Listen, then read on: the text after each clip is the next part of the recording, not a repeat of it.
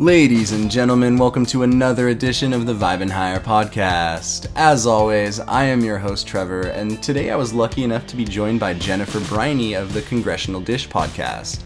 Now, if you haven't heard her podcast or seen any of her work, you're definitely doing yourself a bit of a disservice.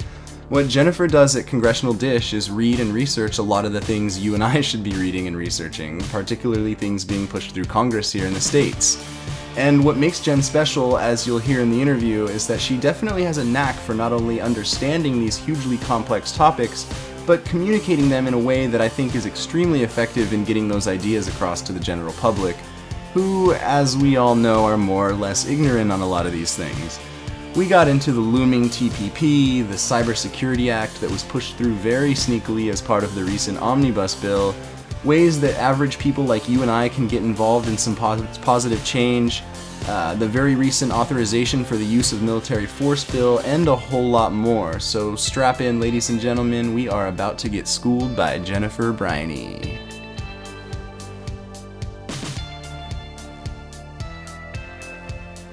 Alright, Jen, well, first of all, thank you for joining me today. I've been super excited for this one, and I've been wanting to have you on for a while. I think that this time is better than any, actually, with all the things that are going on, so thank you.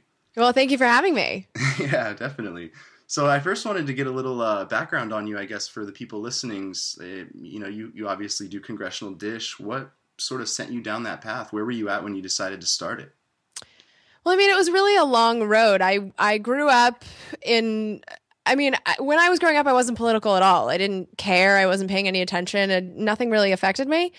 And then when I was a junior in college, I studied abroad for 6 months. And so that just happened to be the spring semester of 2003 when our country started a war. And my experience when I was over there was so different from what people experienced when I came home. You know, I came home feeling like I didn't fit in anymore, like not only with my friends, but in the whole country. I just didn't understand why everything felt so different. Mm-hmm.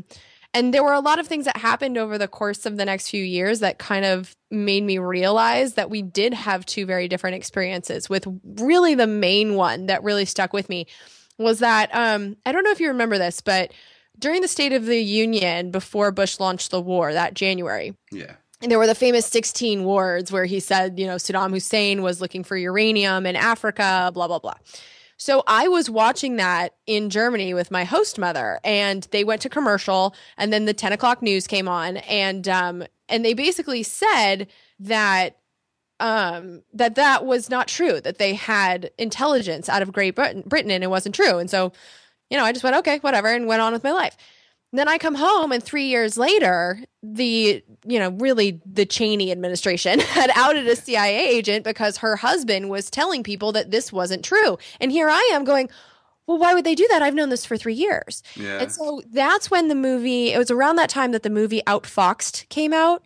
And that's when I got to see how the news was covering the war here, which was basically like cheerleading, like shock and awe, this is going to be awesome kind of coverage, where in Europe it was completely different. It was very serious. It was very sober, and everybody was watching it. So I remember very specifically going into a bar, and all of the TVs had Tony Blair speaking to British Parliament. And it wasn't like it was just on in the background. Like, the volume was up, and people were watching it the way we watched the Super Bowl. Mm-hmm. And so just to go from that experience to here, that's when I just realized like something is very wrong. And I don't think that there's something different in the European DNA where they care about these things and we don't. We're just not being told everything. So fast forward years later, podcasting is possible for people who hate technology. And I'm still trying to find all these answers to questions that really started with that war. And every time I got an answer, I had more questions. And so I was still just trying to make a career that allowed me to research this stuff for a living. And I just got so sick and tired of the media not paying attention to the things that I felt I needed to know that I started looking in the congressional record to see what they were doing. And what I was finding was that there was very important stuff happening every single day that I couldn't find anywhere. I mean, not just in the mainstream media. I couldn't find it on blogs, and I couldn't find it anywhere at all. People just straight up didn't know it was happening. And so that's when I realized, like, if I want to have a career where I research for a living, this is what I can research, because there's a hole here. No one's looking at what's going on in Congress. They're listening to what congressmen are saying, but they're not paying attention to what they're doing. And so that's kind of what gave me the idea, like, there's something that's missing here in this country, and this is a hole that I could fill. Absolutely. And to my knowledge, you're the only one that does this sort of thing, right? Well, I mean, I can't say that I'm the only one. There's reporters that are in Washington, D.C. There's congressional reporters. I mean, there's people that are trying. I don't think I'm the only one that's, paying attention per se, but I'm the only person who's podcasting about it for sure. Definitely, yeah. So, well, let people know a little bit about what you do at Congressional Dish. I mean, what are your activities? What can people expect to hear when they listen to the podcast or see when they go to the website? Well, I mean, it's been changing. I feel like I'm trying to do it better all the time. For the first few years, I was trying to read every bill because I just figured, so naive. I just figured that if the congressman could do it, then I could do it. They obviously have to read every bill in order to vote on it. And that turns out to not be true. They do read them.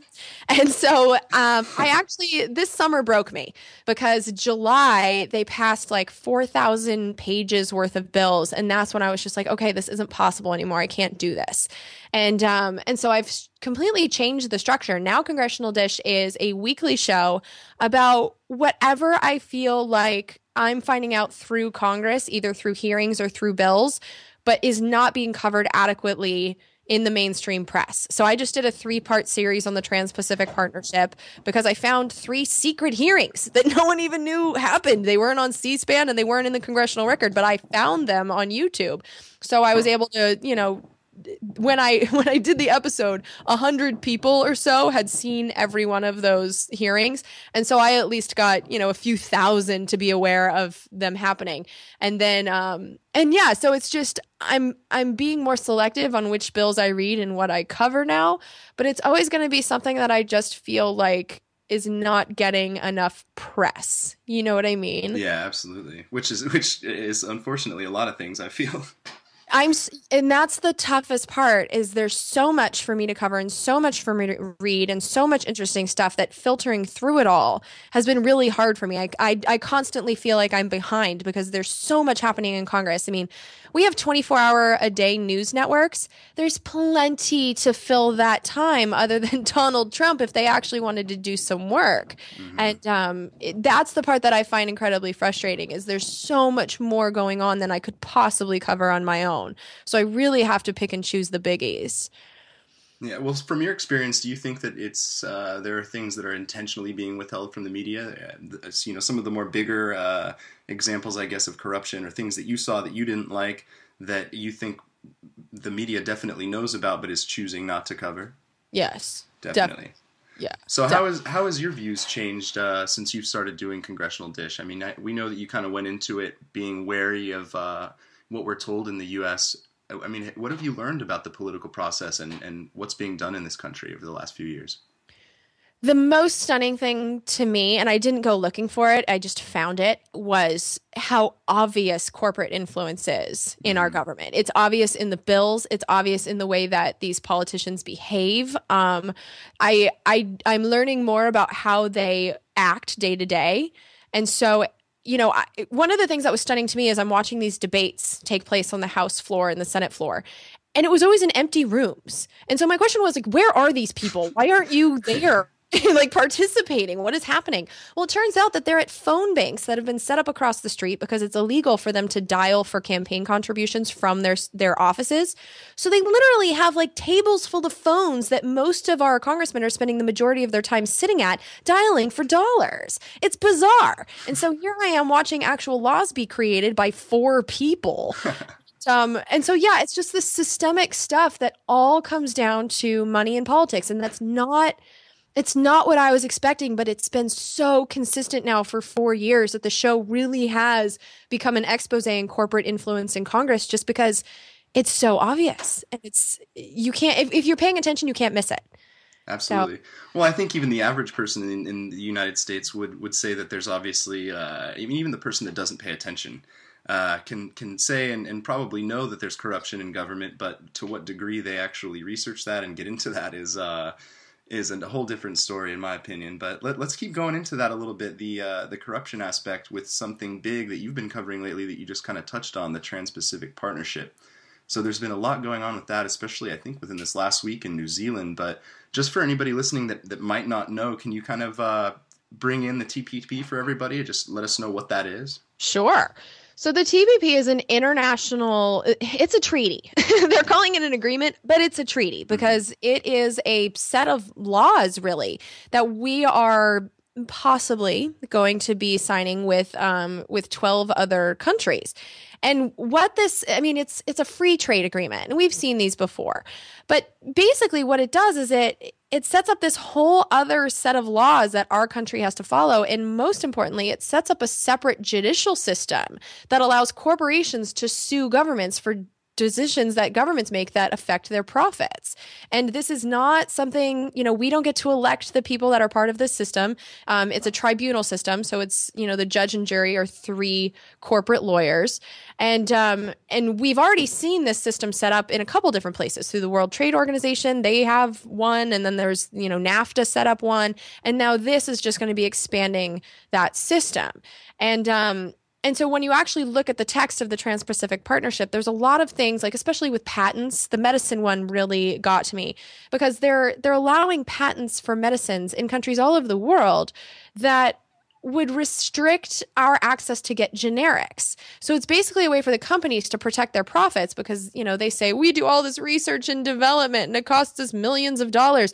But they would lock in their ability to be monopolies for these drugs for a certain amount of time. So it's not like they would just have to make their money back and get a nice profit and then we could make generics of it. It's like, no, they get a certain amount of time where they can charge whatever they want because they're guaranteed to be the only producers.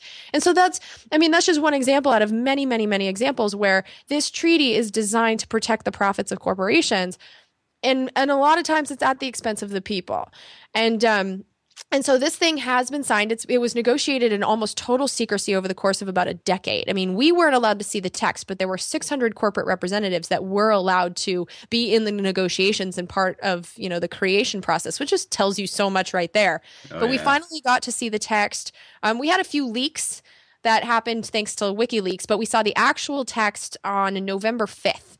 It was released, and it's over 2,000 pages long, but we now kind of know what's in it. And so it was signed by the people involved in creating it just a few days ago. And so now what needs to happen is that Congress would have to ratify this treaty. Now, the Constitution sets out very specific procedures for how that's supposed to happen for a treaty. But last year, Congress passed something called Trade Promotion Authority, which was nicknamed Fast Track for very good reasons, because it basically fast tracks this treaty and makes passage and ratification of it much, much easier. So, for instance, the Senate, if they would actually treat this like a treaty, would have to pass it by a 2/3 majority, because if you're going to sign something with another country that has laws that trump our own, that's a really big deal. But because of Fast Track, they're only going to have to pass it by a majority. Also, debate is limited, which is so backwards. I mean, something with this much, implications on our country, you would think that it would be a minimum amount of debate. Like, nope, it's limited, and it's just so bizarre. Well, everything with it seems to be geared toward protecting the corporation, which in today's world isn't such a wild idea. I think, given what we're seeing daily. But how is something like the TPP going to affect the average person who right now might not even know about it? Well, like I said, there is the medicine factor. So if you get sick with, there's a really good example in hepatitis C drugs. There's a miracle drug. It's called Sovaldi. And Sovaldi, you take this thing and it can cure you, but the manufacturer of Sovaldi is charging $1,000 per pill. And so until you can get a generic of that pill, that can bankrupt a person at $1,000 per pill, because average you need about 120 grand for a full dose of Sovaldi, and that's who has that. No one has that. That's out of touch. That's insane. And then there's other countries that don't have to pay that much. I think it was like India and Egypt are paying just a couple bucks per pill. But here in the United States, what's frustrating is a lot of the laws that we already have. So we're already getting screwed with these patents.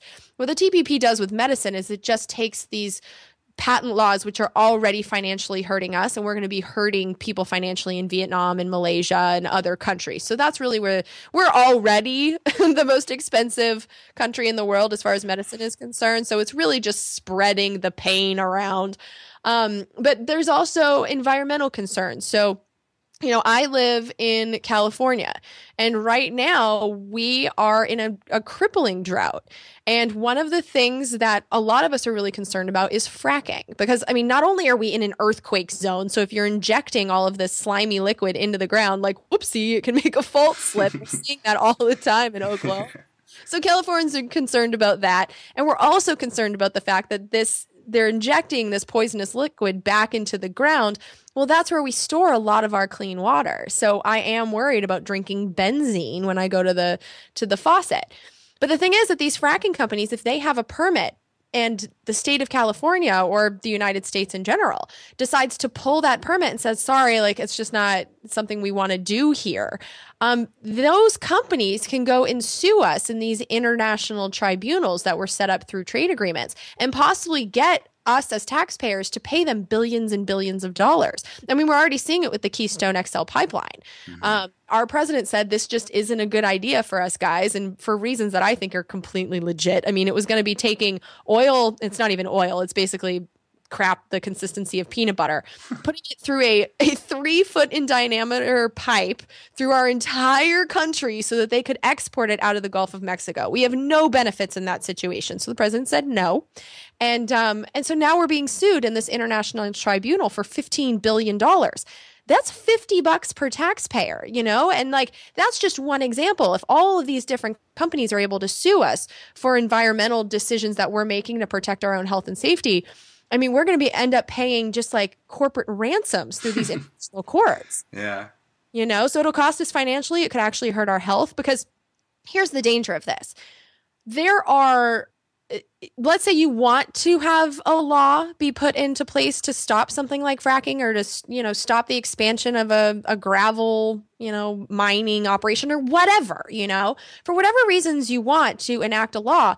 The people in positions of power, they're aware of these international courts. So the danger is also that these laws will never be passed to begin with, And we're already in our food safety law. We just had to repeal our country of origin labels because of an international tribunal ruling. So you used to be able to go and pick up beef or pork products and know where they came from. Well, that's going to stop unless the company voluntarily does it, because Canada sued us in an international tribunal and we lost the case. And so there's no one in the United States who's saying, take these labels off my beef. No one's mad at the labels on the beef. But it wasn't about us. It was about these international tribunals and the corporations who didn't want to do the extra paperwork to keep track of where the animals were coming from. So we've already seen it, and it have real effects here on American consumers. Absolutely. And well, I kind of wanted to get into something that I thought was pretty crazy was with this Omnibus Bill, which I want to say that you kind of called it. I think you had talked in the summer, right? I mean, you had talked in the summer about, I think, the previous government funding bill, which was ending on December 11th, and that they were going to throw through this giant thing that it wasn't even out in the media or anywhere yet, as to my knowledge. And they did this Omnibus Bill, right? Yeah, I saw it coming for months. Yeah. I feel like a genie. So, and then another thing that kind of goes along with the Omnibus Bill, which is horrible, as we all know, but one of the things and one of the dirty little tricks that I think that I've heard you talk about before is, so like with this Omnibus Bill, they'll throw something through in the dead of night when nobody's there, on Christmas break or whatever, kind of like the way that the Federal Reserve Act was passed, over 100 years ago now. Let's talk about the idea of these riders, though, these things that kind of get thrown on that have nothing to do with the bill itself, and just kind of get shoved through. Yeah. So the omnibus bills are government funding bills, and the government's supposed to be funded with 12 separate, carefully crafted bills that are worked on throughout the entire year. And I've never seen this actually happen. Instead, what happens is they fund the entire government all at once, right before Christmas, as all the congressmen are trying to get out the door. We don't really know who puts these giant bills together. They're usually about 2,000 pages long. And what happens is the repercussions of not passing the omnibus is a government shutdown. And in 2013, we had a government shutdown, and it didn't go well for the Republicans who did it. And so everyone's learned the lesson that the American people don't like it when their government's shut down. And so what they say is, pass this thing or the government's going to shut down. And so they pass it regardless of what's in it. And because this lesson has been learned, they stuff all kinds of things in it that would never be passed on its own. So in the omnibus that passed, not this last December, but this December before, there was a provision that basically gives bailouts to the big banks again if they gamble with our deposits. That was something that Dodd-Frank had basically said was illegal, and so that portion was repealed by the Omnibus Bill. There was also a treaty that we signed with the Gulf of Mexico. It was ratified by that omnibus that allows deep water drilling even deeper in the Gulf of Mexico than the Deepwater Horizon spill. So that's responsible. Yeah. And then this last year, the biggest scandal was they passed a cybersecurity bill, which was actually much more about surveillance than cybersecurity. And it was nicknamed CISA. And CISA was something that the internet was really fighting. We've been fighting it in different forms for years and years and years. But they attached it to this government funding bill, and now it's law. And so every year, I've found that I'm tracking bills that I find really concerning. And I'm finding them become law, not through the regular process of them being voted on individually, but stuck on to these must-sign bills that fund the government. And this is, I mean, the reason I was able to call it months ahead of time is because I've seen it before. I've seen it every year now. Mm-hmm. Well, let's talk about CISA for a second, because like you said, that was something that obviously a huge swaths of the internet was against, and I think it was defeated in several forms. I know SOPA, right? And there was all these different ridiculous CISPA. names for it. Yeah, CISPA and all this stuff. But like you said, they eventually get it through by just saying, all right, they're fighting this. We're not going to get it through the normal way. We're going to throw it on this huge thing that we know is going to pass. And I mean, that in itself is ridiculous. Why? I mean, people should be up in arms about that. But they don't know what happened. That's very true. People don't know that it happened, so no one's mad. Well, all they know is that the government was funded, and then they went to Christmas, and then they came back, and that's it.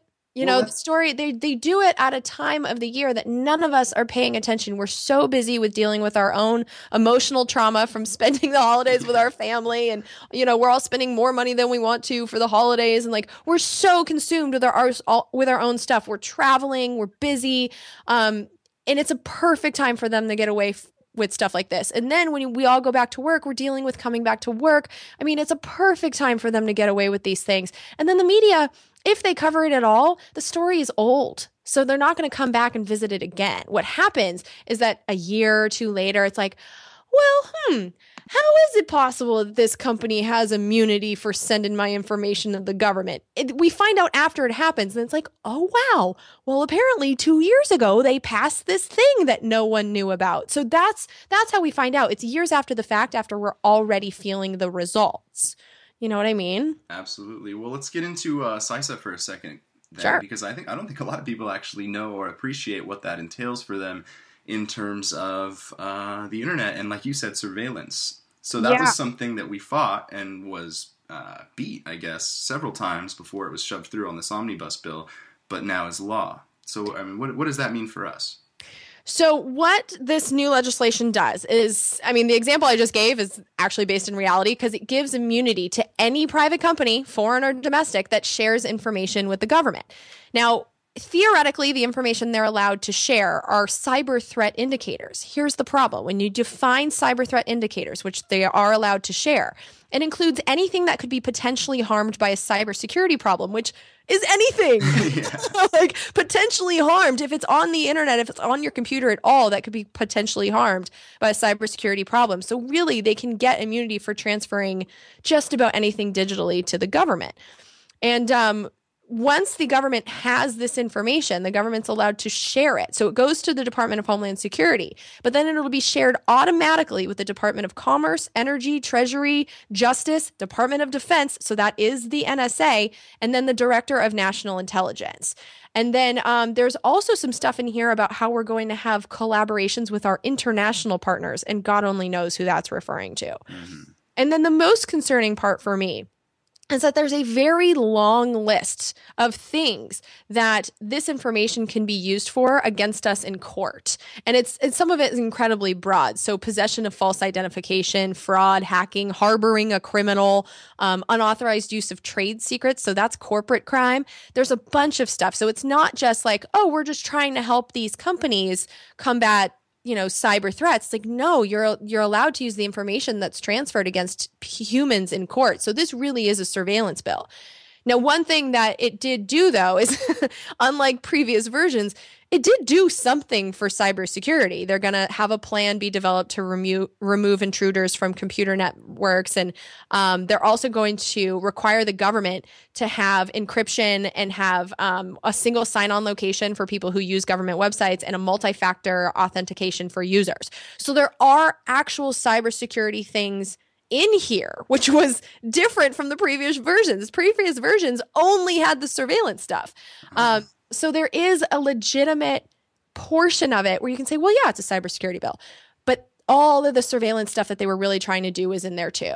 And yeah, so immunity, any private company. And the reason that they did this, and this is important, if you think about what Edward Snowden told us and why people were so upset, it was the fact that the government was collecting all of this data. So they were building, almost backdoors, not almost, it's really what it is. They were building backdoors into networks. So they had these splitter cabinets, for instance, in AT&T hubs, where they were literally just taking the wires that take all of our information over the internet and splitting it so it went directly to the NSA. So one copy would go where it was supposed to go and one would go to the NSA. That's awesome. And so it's ridiculous, but yeah, it's awesome. Like, as far as evil genius is concerned, like, hey, good move. Yeah. And so what they did is the NSA built the Utah data center in the middle of Utah. It was a $1 billion facility where they were storing all of this data that they were just, hoovering up from all over the world. And that's what we learned from Edward Snowden. The government was doing the collection and the government was doing the storage. So as their new thing that's going to solve all of our privacy issues is instead of the government storing the data, they want the private companies to store the data and then give it over voluntarily to the government. So they're just shifting the storage. They're privatizing the storage. And by the way, these companies do get paid for this. So they're privatizing, and that's because of the USA Freedom Act. Isn't that ridiculous? Well, they all have great names. The Patriot Act. Patriot Act, USA Freedom, that's what the USA Freedom Act did. Like the Don't Murder Puppies Act. Who's not going to sign that? Yeah, right? Like a new war is started by the Do Not Murder Puppies Act. Yeah. But yeah, so between the USA Freedom Act and CISA, they now have the storage of our data being done by private companies. And now those private companies have immunity, so they have nothing to fear by cooperating with the government and giving them all the information that the government was just taking illegally during the Bush years. That's the big picture of what's going on. Well, you said that they did add some slightly positive things, but correct me if I'm wrong here. From earlier versions of CISA, from SOPA and the ones that we talked about earlier, wasn't basically all of the good things in terms of the citizens, the privacy things that were in there, weren't those all completely stripped out? Oh, yeah. Well, the privacy and civil liberties protections are going to be written by the Attorney General and the Secretary of Homeland Security, which are both presidential appointees. Okay. So there's that'll work out well for us. Yeah, there's no part of this process where someone who's not a part of the executive branch is making rules, So when it comes to protecting our privacy and civil liberties, there's nothing in here that gave us any protections at all. It said, oh, we'll make those protections, but these two people are going to do it later. And then, of course, with a new executive branch, the Attorney General and the Secretary of Homeland Security, those people change. And so the procedures are allowed to change too. And what I found really interesting is that private companies are allowed to be invited by the Attorney General and DHS Secretary to participate in making these privacy and civil liberties protections. But who's not required to be involved is like the American Civil Liberties Union or any kind of privacy and civil liberties group. So no, these bills have nothing to protect privacy and civil liberties, but that makes sense because that's precisely the point. The point is to get these companies to voluntarily give information to the government. They don't want to protect your privacy. I mean, that defeats the purpose of the bill. Uh-huh. So, we see all of these dirty tricks going on, and I think one of the big issues, obviously, in this country is that the average person that you talk to has no idea even what CISA is, the Omnibus. They're so involved in their own little bubble, and you can't hardly blame them. Everybody's having to work hard just to be able to pay their rent and live nowadays, that paying attention to this stuff can become tiresome, especially when you realize how truly bad it is. Yeah. And I don't really fault individuals for doing that because I look at the habits of my own friends and family and they watch the news and they read the papers. They're trying to be informed. I blame the people who have the loudest voices, that have the most powerful microphones, the people on TV, the people on the radio, the people that have jobs at, the New York Times and Washington Post and like these big publications, they're not putting this information front and center where it belongs. Instead, they're burying it in the back of their newspapers or not covering it all as far as the television stations are concerned. So those are the people that I'm holding responsible for this. It's ridiculous that some podcaster chick, who's not being paid by these big companies, I'm the person that a lot of people are getting this information from, and not even a lot of people. I mean, I have maybe 7,000 downloads per episode right now. But these people on TV, they can reach 300 million, and they're just not doing their job. So I don't blame Americans for this, especially since starting Congressional Dish, because people truly do care. But they, A, don't have the information. And more importantly, B, they don't know what to do about it. And I was born in 1982. I'm 33. And I know my entire life I've been told that government is the problem. It was the whole Reagan thing, And I've also been told that my vote is just like a drop in the bucket. It doesn't really count. And those are two giant lies that I think need to be combated, because the government, it's not just one giant problem. It's a tool. It's a very powerful tool for running the things in society that we kind of have to do collectively. And so who controls that tool controls everything. And our votes very much do count. That's all of the money that goes into elections. All of it is used to influence our votes. Our votes matter so much, but they don't want us young people voting because we don't vote the way they want us to. We don't vote for the old people that have been controlling this country for 40 years. When we show up, a mistake like Obama happens, And what I mean by that is, like, Hillary thought for sure that was her year. And, a lot of us are disappointed in Obama, but that to me was proof that when young people step up and actually go to the polls, we can make a difference. Now, one of the big problems that we're having, though, is that we only vote for presidential elections. So it was like, we voted for Obama and then we didn't show up in 2010. Instead, the Tea Party did. And so Congress changed, and there's very little that a president can do without Congress. And so that's another part of my mission here, to be like, you turn on the TV right now and it's all about the presidential race, which we have the least amount of say in.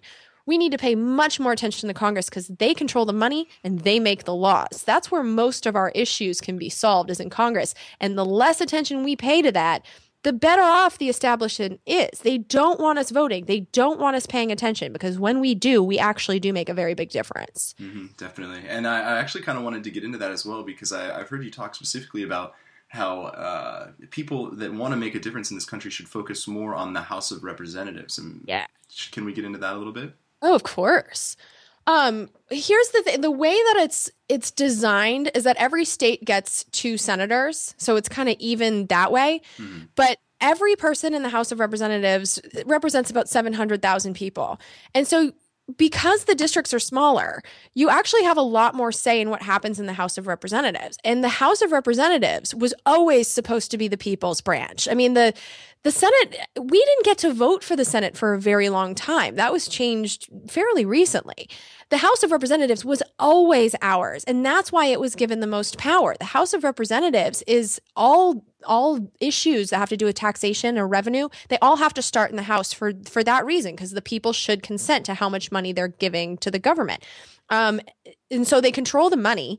And I don't know, it's just one of the most important things is it's also the easiest one to get into. Now, the episode that I've been recording all morning is talking about how some states it's actually incredibly hard to, because we allow the state legislatures, the state politicians, to control the rules for how to get on the ballot. And the people that are already in Congress, they like their jobs. They want to make it harder for the rest of us. And in some states, they've really achieved that.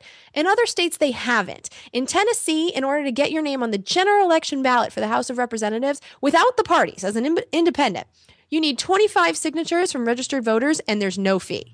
I mean, anyone could do that, Mm-hmm. And there are states that do make it that easy. And so I really want us to get ourselves into the House of Representatives first, because it's kind of like the stepping stone. If you do a good job there, it's a little bit easier to get into the Senate once you're already a member of the House. You see it all the time. Yeah. Because you have more name recognition. You've been in government. So if you just start with the House, that's where my hope is. And another, this is one of the biggies. Another reason I have hope for the House of Representatives is you can fire every one of them every 2 years. Every one of them. It's amazing. And I don't think people realize that they're up for election that often.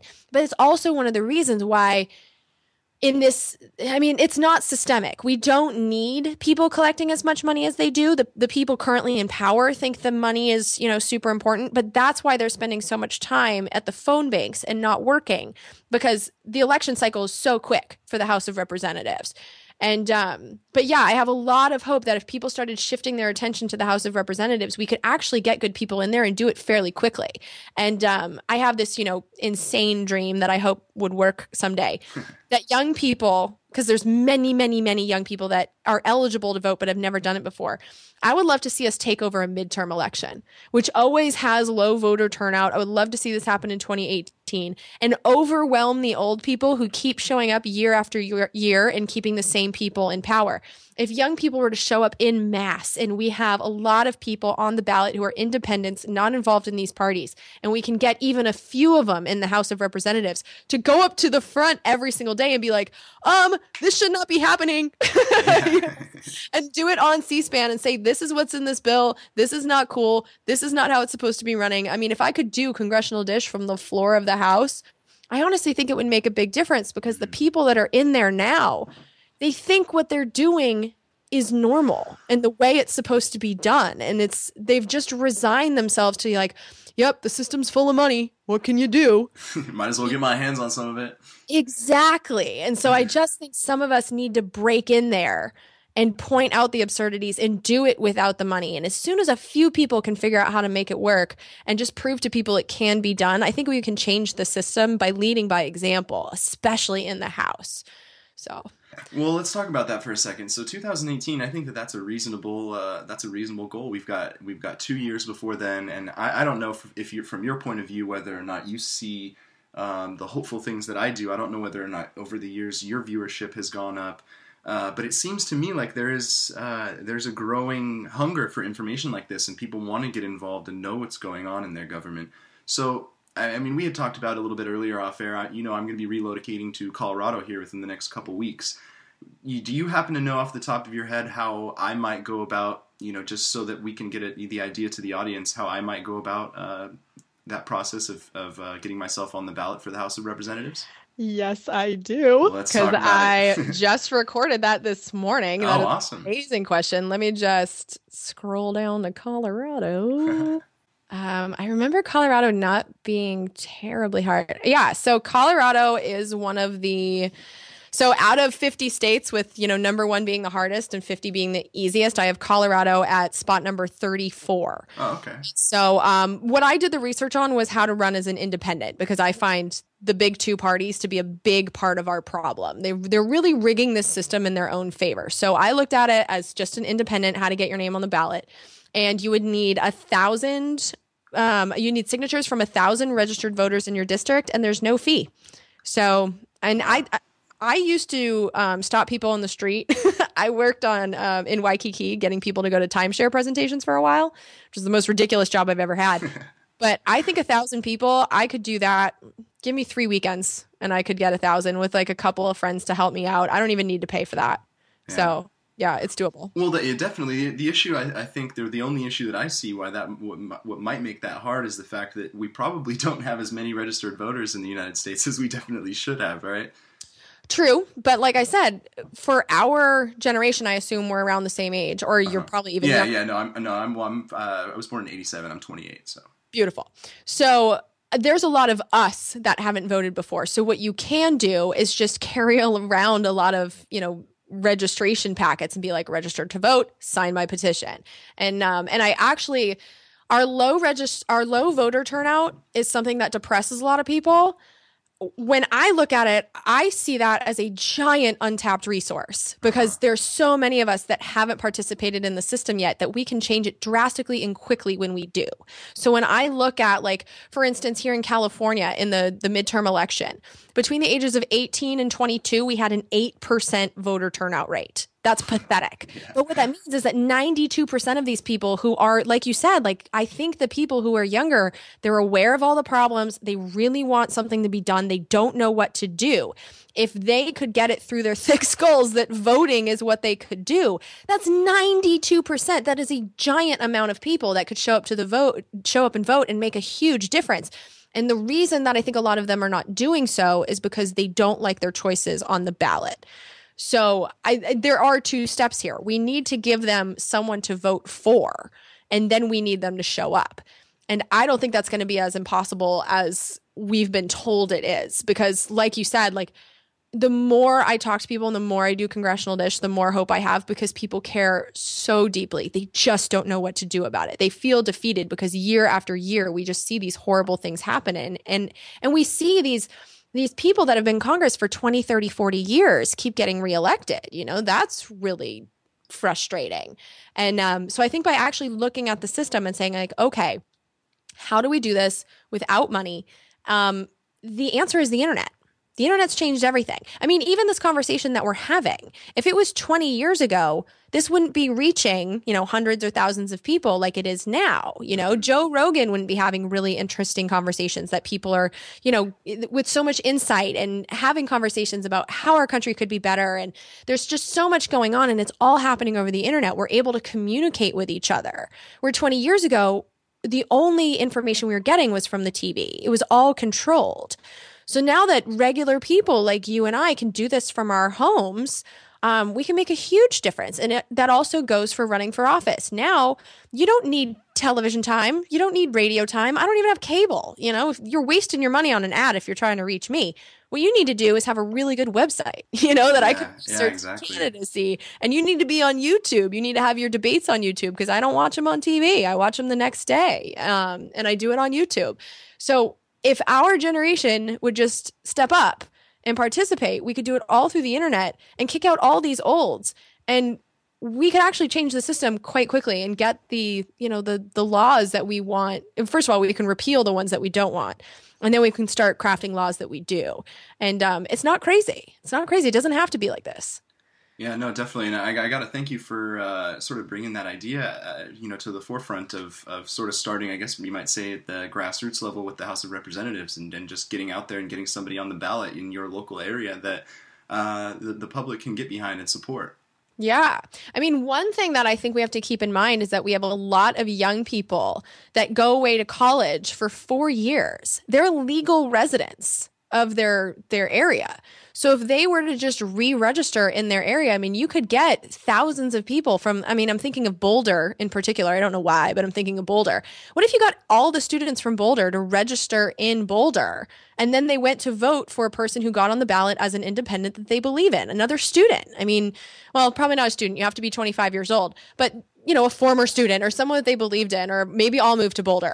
Like, I don't know, but if they were to do that, you can overwhelm the people that show up, because we do have a voter turnout problem in this country. I mean, on midterm elections, we average about 33% voter turnout, which means that 65% are still able to overwhelm the ones who are already there. We can change things. And yeah, like I'm stoked that you even asked that question. How do I change the ballot? That's awesome. I mean, I think that that's a great idea. And I think that, like I said, given the time that we have before then, that's not unreasonable for a lot of people to pursue in their local area, and especially with we were just talking about the power of the internet.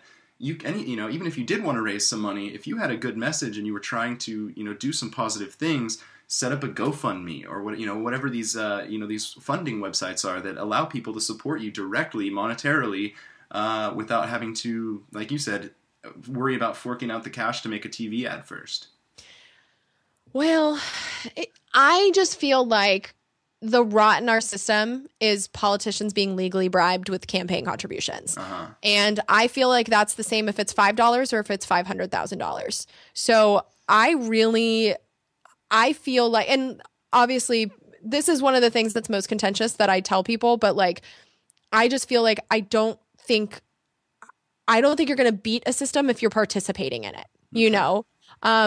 And that's why I feel like the internet, like, first of all, think about the things that people actually need the money for.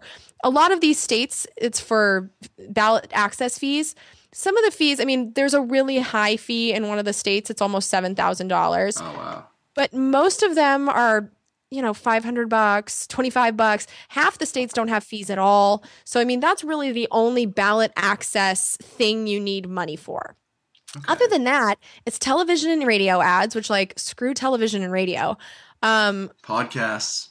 Yeah, podcasts are free. You can just call up journalists. You can call up podcasters and, get your word out that way. Because like I said, I do all my research for who I vote for on the internet. If you're not on the internet, you're dead to me. Then there's the lawn signs.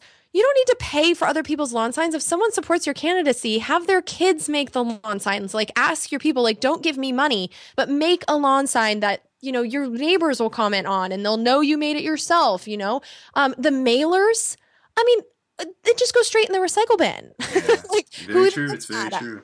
So I honestly believe that we're at a point with the internet that the money isn't necessary.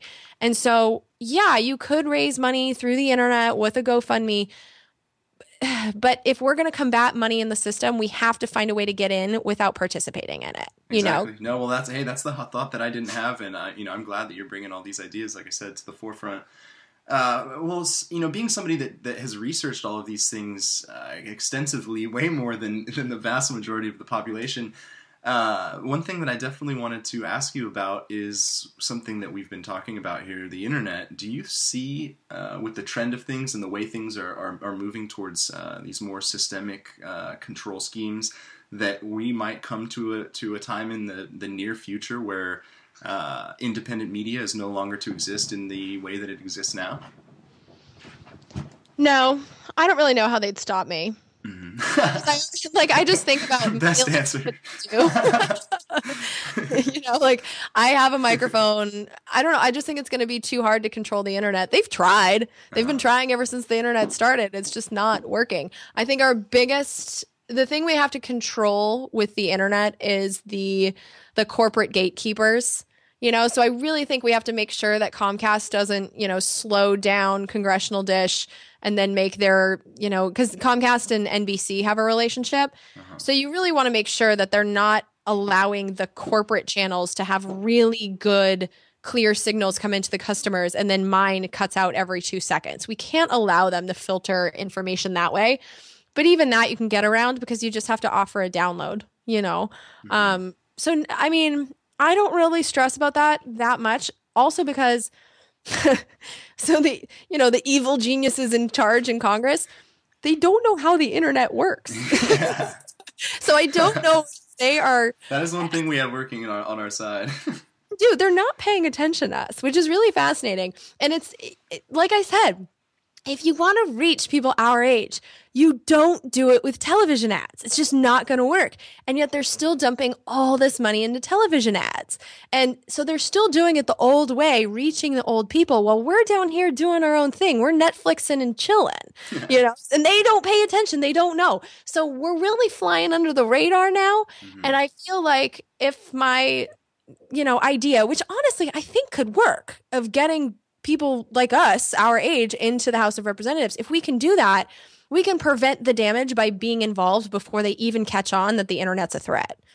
Yeah, I mean, I'm sold on what you've said about getting in there at that level of the House of Representatives. I truly think that if groups of people wanted to get together and make that happen, that it can happen, and it is very encouraging that we've got a couple years to think about that, and hopefully people listening and people listening to your show will get some positive ideas and maybe start mobilizing on that. Yeah. And actually, we don't really have to wait. I mean, it's an election year now, but these deadlines aren't for a while. So like Rhode Island, you need 500 signatures, no fee, not due until July 15th. Oh, okay. Texas is surprisingly easy to get on the ballot as an independent. They had 42 candidates that weren't Democrats or Republicans in the last election. 500 signatures, no fee, due June 23rd.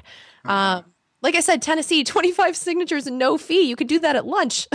Yeah. And the deadline for that isn't until April. So, I mean, we could do it now. New Jersey has a bunch of districts. 100 signatures, no fee, due June 7th. So we don't have to wait. I just feel like if we're going to have – I don't know if I have a big enough audience yet to get this idea out there for 2016. And I certainly don't think that I'm going to have it before these deadlines. And so that's why, like, yes, you're right. Like 2018, I think is a better, I don't know, choice, because midterm, we can't overwhelm the voters. But my whole point is, if anyone likes that idea, do a test run in 2016, at least get on the ballot, figure out what the process is, figure out any tricks in your state. Because like I said, every state has their own weird rules. And if you figure it out now and make sure, like, what if you try now and like, whoopsie, you got disqualified, you'll know better for 2018. So yeah, there's no reason to wait. We can do this every 2 years until it works.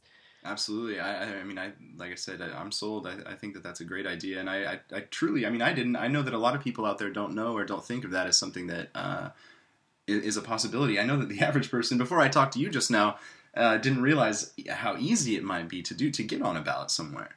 Yeah. Certain states.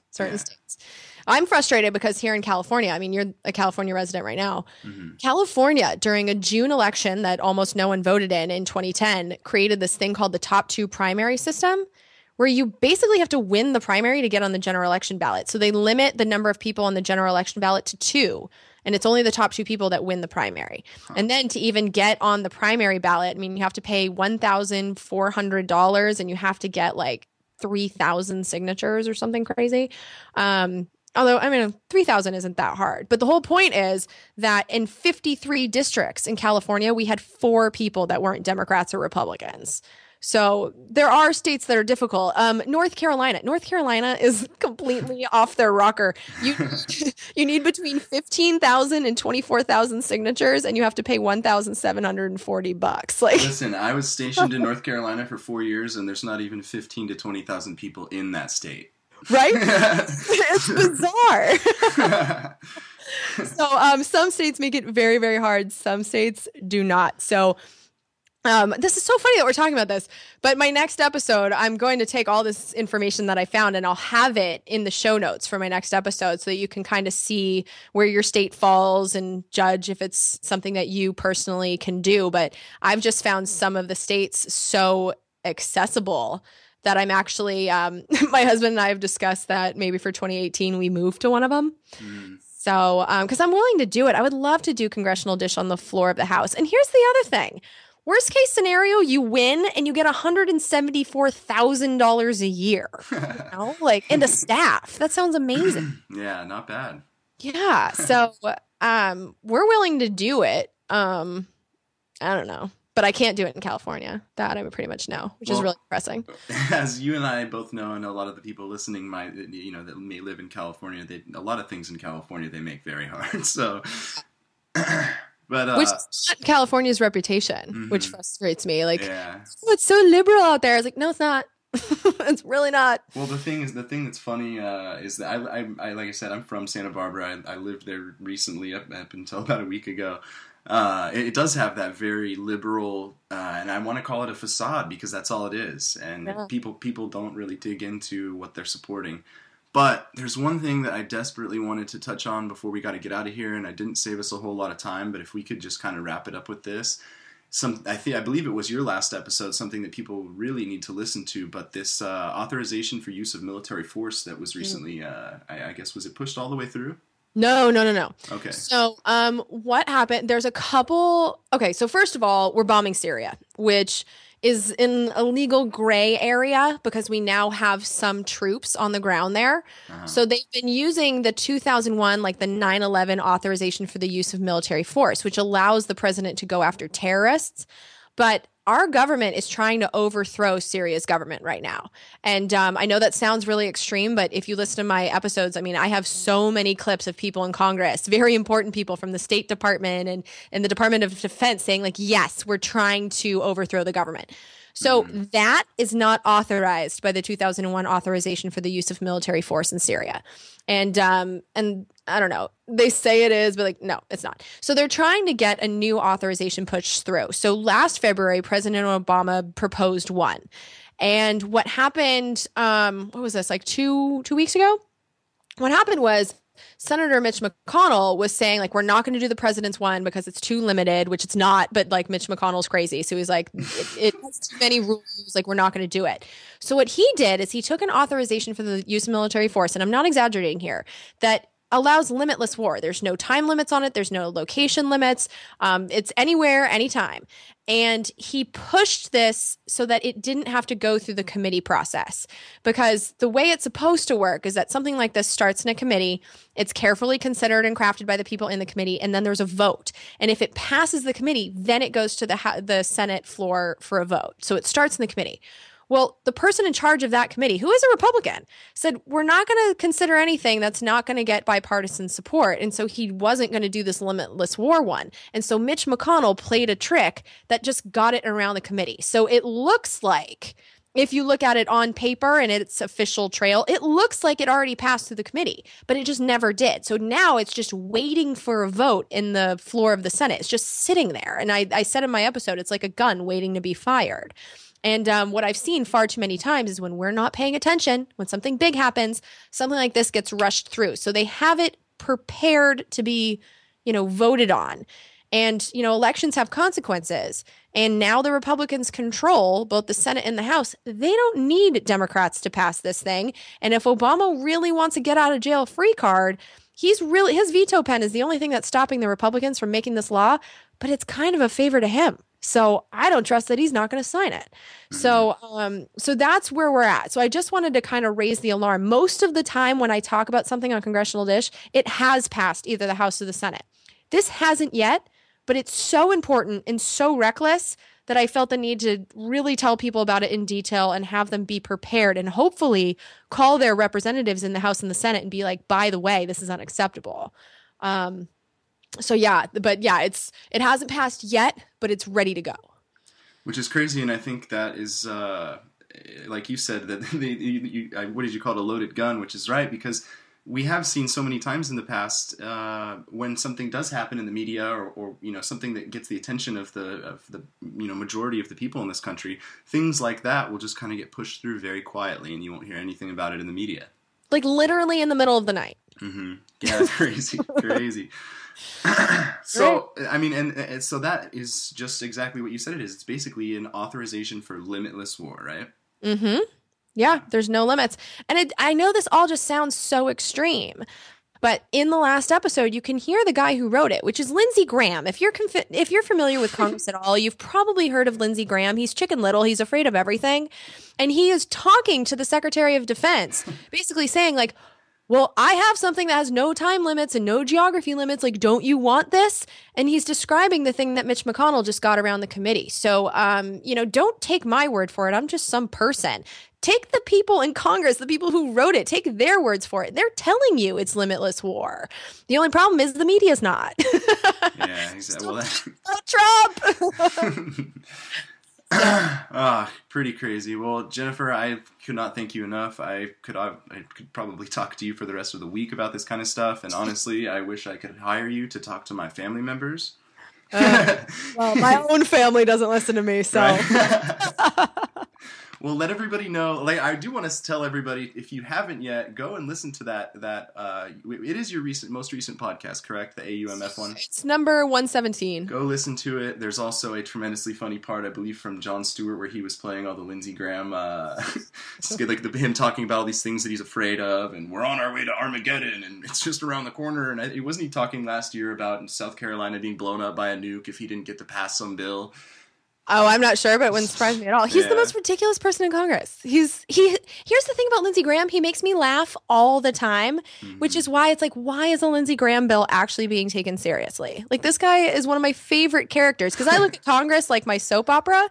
Like, I would be so bored without Lindsey Graham, but he should not be writing war authorizations. Yeah, absolutely. Well, I think the important thing, is he really that dumb or that daft, or does he actually feel these things, or is he doing these things as part of a bigger plan? And I think those are the questions that we have to ask ourselves. Well, I've been watching him for years, and I think he genuinely is this afraid. Really? He genuinely thinks that he's protecting America by bombing everywhere. Like, he's not. I don't think he's full of it. And that's the other thing. We tend to pretend that these aren't humans that are up there. there's no one in Congress who thinks that they're or wants to be there to hurt the country. You know, like a lot of these people come from the business world and they think that if they're doing what's good for corporations, they're doing what's good for all of them. And it's our job to be like, well, that doesn't really represent what I think, so you're fired. Like, have a nice life, go, to your mansion in Boca, enjoy yourself, but get out of Congress. That's our job, to judge whether or not they're sane. And that's it's our failure. It's not theirs. And so yeah, these are people, and Lindsey Graham, when you watch him speak, he means this stuff, and he should be nowhere near Congress, but he means this stuff. I don't think he's a bad guy. I don't think there's a lot of bad people in Congress. I really don't. Mm-hmm. And that actually means a lot from somebody that, coming from somebody that has, spent quite so long, researching these things.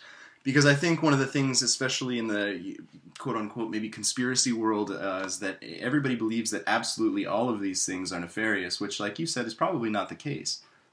No, they're not. And there's also good bills. So next week, I'm going to be talking to some people who have been trying really hard for a long time to get a bill they believe in to move through Congress, and it's actually moved. So I'm gonna read it next week and talk to them about it, and I'm gonna do an episode just to prove to people, like, it's not all bad news. We can do good things with Congress if we try. This doesn't have to be a force for evil. Our government is amazingly powerful, and it can be used in ways that protect people. And so next week I'm doing an episode just to be like, hey, look, something good. Yeah. So it's not all bad, but we do need to stop the bleeding. We really do.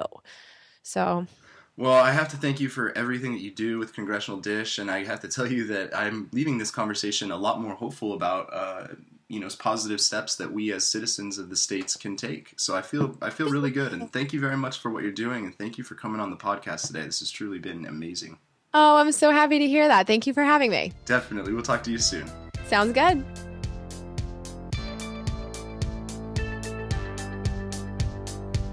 Ladies and gentlemen, you may now unbuckle your safety belt and move about the cabin freely. That is that, and wow. I hope you all learned as much as I did there. Jennifer is an absolute wealth of information, as you've heard, so if you haven't already, get over to the website. It's congressionaldish.com. Subscribe on iTunes. Definitely support the amazing work this woman is doing. She's also very active on Twitter at Jen Briney. That's JenBriney, so definitely go give her a follow. I do want to take this time at the end here to point out that we're doing a lot of really cool things here at Vibin Higher right now, and the future is definitely looking as bright as ever. So I highly encourage everyone to, if you have not yet, check out the website. It's vibinhigher.com. All of our social media, we're on Twitter and Instagram at Vibin Higher. We've got a Facebook page with a bunch of cool stuff, and if you're not listening to this on YouTube right now, definitely go check out our YouTube page for the entirety of our podcast catalog, which is also available on iTunes and Stitcher, but there you'll also find cool stuff that we're working on, like video articles. So lots of really cool things happening for us at Vibin Higher, and I hope that everyone else out there is experiencing an even better 2016 thus far. That's it for now, folks. We'll catch you next time on the Vibin Higher Podcast.